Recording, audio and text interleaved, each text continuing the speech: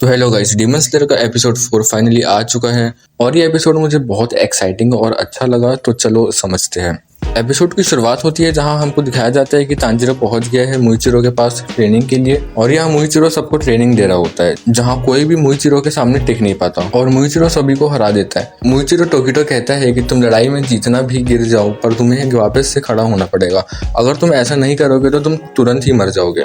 फिर टोकिटो तांजीरो को देखकर खुश हो जाता है। दूसरी तरफ मुइचिरो के काशिकाई क्रो डीमन स्लेयर्स की वीक होने का मजाक उड़ा रहा होता है। यह बात किसी भी डीमन स्लेयर को पसंद नहीं आती। फिर यहाँ टोकिटो तांजीरो को एक तलवार देता है और उसी तलवार के साथ थोड़ा दूर जाने बोलता है। फिर टोकिटो पेपर का प्लेन बना के तांजीरो की तरफ फेंकता है और फिर तांजीरो देखता है कि वो पेपर 2 हिस्से में कट चुका है, इतना शार्प था वो तलवार। तांजीरो बहुत ही ज्यादा इम्प्रेस हो जाता है। फिर टोकिटो बताता है कि मैंने कानोमोरी को अपने घर में रख लिया ताकि वो मेरी हमेशा तलवार को शार्प करते रहे, ताकि वो फाइट के लिए हमेशा रेडी रहे। फिर टोकिटो यहाँ सबको ट्रेन कर रहा होता है। वो सबको ट्रेन करने के बाद चले जाता है। फिर टोकिटो के जाने के बाद सभी डीमन स्लेयर्स तांजीरो के पास आते हैं और बोलते हैं कि तुम्हें टोकिटो से बात करनी चाहिए जिससे वो अपनी ट्रेनिंग थोड़ी इजी कर दे। अगर उसकी ट्रेनिंग ऐसी ही चलती रही तो डीमन से लड़ने से पहले हम यही मर जाएंगे।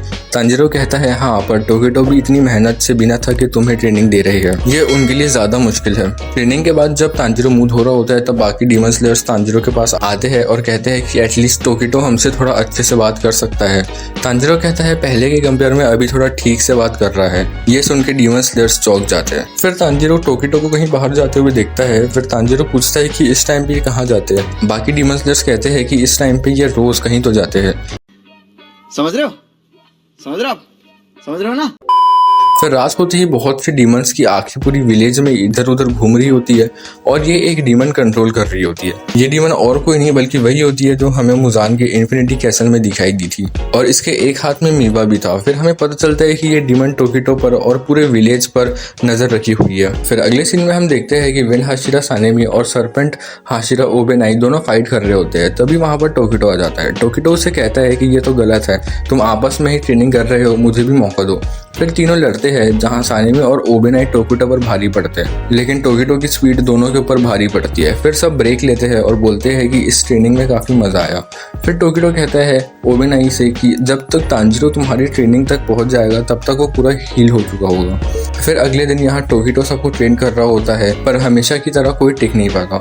टोकिटो फिर एक असली स्वॉर्ड से लड़ने कहता है। वो एक डीमन स्लेयर को बुलाता है पर यार तलवार देखकर उसकी बहुत फट जाती है। वो डीमन स्लेयर सोचता है कि लकड़ी की तलवार से लड़ रहे थे तो इतनी चोट लग रही थी, अगर असली की तलवार से लड़ेंगे तो क्या होगा। फिर वो कहता है कि हम देखते हैं आप कहीं जाते हो और जब सुबह आते हो तो आपके पूरे बॉडी में बहुत चोट लगी हुई रहती है, इसलिए हम लोग भी बेहतर बनने की कोशिश कर रहे हैं। फिर कुछ दिनों के ट्रेनिंग के बाद तांजीरो की स्पीड बढ़ जाती है। टोकिटो उसको गाइड करते रहता है। टोकिटो ये देख के बहुत खुश हो जाता है कि तांजीरो बहुत जल्दी प्रोग्रेस कर रहा है। ये देख के वो उसको अगले मिशन पर जाने के लिए कहता है। ये सुनकर तांजीरो बहुत खुश हो जाता है। हमें पता चलता है कि तांजीरो को ट्रेन किए हुए सिर्फ 5 दिन तक ही हुए हैं, बल्कि बाकी लोग टोकिटो के साथ तो 2 वीक से भी ज्यादा तक थे। फिर तांजीरो ये रिक्वेस्ट करता है कि क्यों ना हम एक फाइट करें। उसे वो चैलेंज देता है पेपर प्लेन के कॉम्पिटिशन का।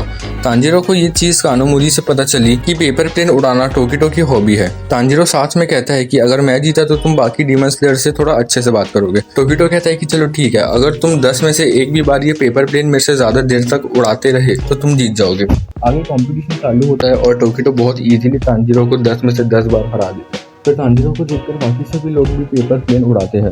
फिर अगली ट्रेनिंग में जाने से पहले तांजीरो टोकिटो से बात करता है। तांजीरो कहता है कि नेजुको सूरज की रोशनी में निकल सकती है, इसलिए मुजान अब नेजुको के पीछे है, पर आजकल डीमंस के हमले कम हो गए हैं, जरूर कुछ बड़ा होने वाला है। टोकिटो कहता है कि इसलिए हमने ये हाशिरा ट्रेनिंग रखी है ताकि सब लोग स्ट्रॉन्ग बन पाए। तांजीरो प्रॉमिस करता है कि वो और स्ट्रॉन्ग बनेगा ताकि वो नेजुको को बचा सके। फिर तांजीरो कहता है कि बट मुझे अभी चिंता करने की जरूरत नहीं है क्योंकि अभी एक ऐसा इंसान है जो नेजुको की रक्षा कर रहा है, उसको प्रोटेक्ट कर रहा है। फिर हम देखते हैं सांजी उराकुडा खुद नेजुको की देखभाल कर रहा होता है। एपिसोड के एंड में तांजीरो फाइनली मित्सुरी से ट्रेनिंग करने पहुंच जाता है। तांजीरो पहुंचता ही है तभी उसे शहद की स्मेल आती है। मित्सुरी बताती है कि उसने बीज को पालना चालू किया है ताकि वो अपने पैनकेक्स के ऊपर शहद डाल के खा सके और इसी के साथ ये एपिसोड खत्म होता है। तो मेरे ख्याल से ठीक था ये एपिसोड, उतना इन्फॉर्मेटिव नहीं था, इतना अच्छा भी नहीं था और उतना बुरा भी नहीं था, ठीक था। तो इस वीडियो के लिए बस इतना ही। मिलते हैं अगली वीडियो में किसी नए टॉपिक के साथ। सब्सक्राइब नहीं किया हो तो अभी कर लो। अगर आपको वीडियो पसंद आया तो लाइक करना मत भूलना।